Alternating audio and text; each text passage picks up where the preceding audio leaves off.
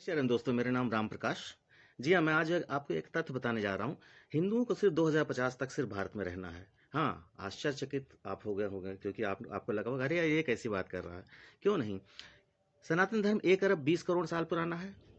1 अरब 20 करोड़ साल का मतलब ये हो गया कि आप 4000 5000 साल पहले सब सनातनी थे।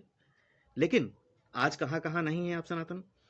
ईरान से आप भाग गए सनातन, इराक से भाग गए, अफगानिस्तान से भाग गए, कुश से भाग गए, तक्षशिला से भाग गए, पाकिस्तान से भाग गए, बांग्लादेश से भाग गए, कश्मीर से भाग गए, फिर असम से भाग गए, बंगाल भी छोड़ दिया आपने, हैदराबाद छोड़ेंगे भी, केरल भी छोड़ेंगे, फिर भारत छोड़ देंगे। लेकिन भारत छोड़ के जाएंगे कहाँ? 1990 में तो कश्मीर छोड़ा था तो आ गए थे, इधर उधर टिक गए थे। लेकिन अब आपके पास भारत से भी तो 9 स्टेट निकल गए हैं। केरल बंगाल आप जा नहीं सकते। चलिए आपको एक ऑप्शन देते हैं कि आपको एक फ्लैट दे देते हैं और चाबी दे देते हैं कश्मीर में, ठीक है ना। डुप्लेक्स फ्लैट देते हैं और सिर्फ शर्त शर्त यह है कि आप वहाँ रहना पड़ेगा। आप 2-3 दिन बाद वहाँ रह के चले आओगे, कहोगे भैया चाबी अपने पास रखो, मुझे नहीं रहना वहाँ।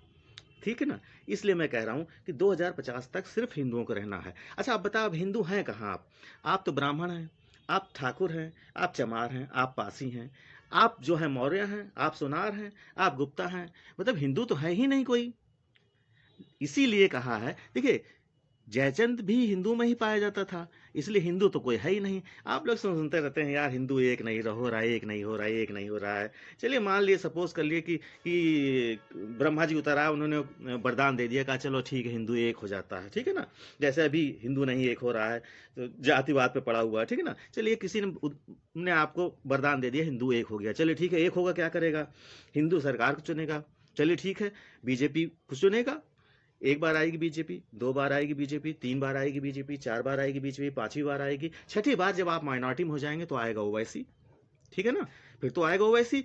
फिर उसके बाद फिर ओवैसी की सरकार बनने लगेगी, तो आपका एकापना भी तो आपका आपका कोई साथ नहीं देगा, ठीक है ना। उसके बाद फिर आप जो है लतिया दिए जाएंगे, और ऐसा ढंग से लतियाए जाएंगे जिसकी कोई हद नहीं। मोदी जी सभी की बात करते हैं, सबका साथ सबका विकास, मगर वो सबकी बात नहीं करेंगे, क्योंकि कुरान का मैंडेट है काफिरों को दूर रखो, काफिरों को मारो। इसमें कोई डाउट तो है नहीं, है तो आपने अब तक पढ़ ही लिया होगा सभी कुछ, ठीक है ना। इसलिए जो आप कहते हैं हिंदू एक नहीं हो रहा है, हिंदू एक नहीं हो रहा है, अरे एक हो गए, उखाड़ भी क्या लोगे?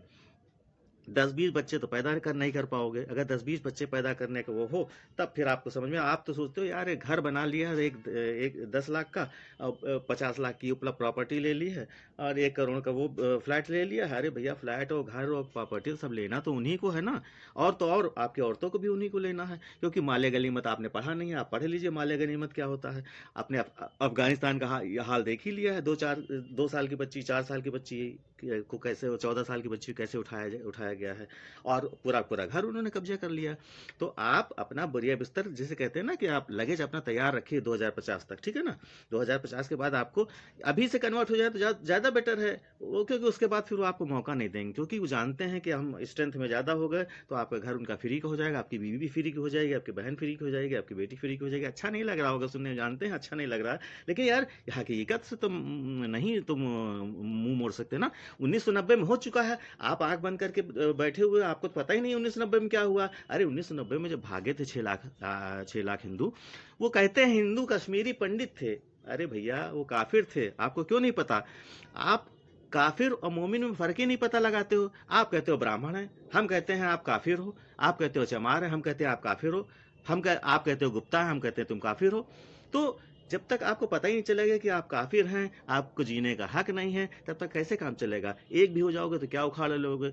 बताए ना, 4-5 बार लगातार बीजेपी गवर्नमेंट बनवा दोगे, उसके बाद क्या करो? उसके बाद तो फिर ओवैसी जैसे लोग आ ही जाएंगे। 35 करोड़ की अभी धमकी देता है, अभी वो धमकी देता है, खुलेआम देता है धमकी। 35 करोड़ हो गए हैं। फिर पता चलेगा कि जब 40 करोड़ हो जाएंगे तो क्या होगा? फिर इसलिए है भैया कि अगर बच सकते हो तो सिर्फ जनसंख्या बढ़ा के बच सकते हो, इसके अलावा कोई चारा नहीं है। क्योंकि हिंदू तो एक होगा नहीं। ये तो मैंने आपसे एग्जाम्पल के तौर पर ब्रह्मा जी से वरदान दिला दिया कि चलो हिंदू एक हो गया। एक होके भी कुछ नहीं उखाड़ पाओगे। सिर्फ 4-5 बार 6 बार 7 बार बीजेपी गवर्नमेंट बनेगी, इसके ज़्यादा कुछ नहीं होगा। उसके बाद फिर वो वैसी की ही गवर्नमेंट बनेगी, क्योंकि वो फिर मेजोरिटी में हो जाएंगे, उनको वोट देना आता है। आप तो घर में आप टीवी देखते हो, लिमका पीते हो, तो क्या पड़ा हुआ वोट देने के लिए? चलो हम वोट भी देंगे तो क्या करेंगे? उसको दे देंगे जो हिंदुओं को मरवा दिया था, उसको उसने सपा पार्टी को, कांग्रेस को दे देंगे जो राम को इमेजिनरी कैरेक्टर मानती है उसी को आप तो दोगे ना, क्योंकि आपके खून में तो पानी खून है नहीं, आपकी तो आंखों का पानी मर गया है ना। आपके आंखों का पानी मर ना गया होता तो आप कांग्रेस या सपा जैसे पार्टी को के व्यूज को एंडोर्स करते, सीएए का विरोध करते हैं, आपके अपने भाइयों के खिलाफ विरोध करते। तभी जयचंद को मारा गया था कि जब वो खुद अपनी जाति का नहीं हुआ, वो खुद अपने भाइयों का नहीं हुआ, तो दूसरे का क्या होगा। तो इसलिए 2050 से पहले पैकिंग करना चालू कर लो। जैसे हम लोग होता है ना, कहीं जाते हैं तो पहले दवा लेते हैं, अमृतधारा ले लेते हैं, नॉर्फ्लॉक्सटीजेड ले लेते हैं, ठीक है ना। तो इसी तरह से दवाइयों की व्यवस्था कर लो और पैकिंग करते रहो, ठीक है ना। और अच्छा लगा हो तो फॉरवर्ड कर देना, और नहीं लगा हो तो कोई बात नहीं, डिलीट कर देना। जय श्री राम।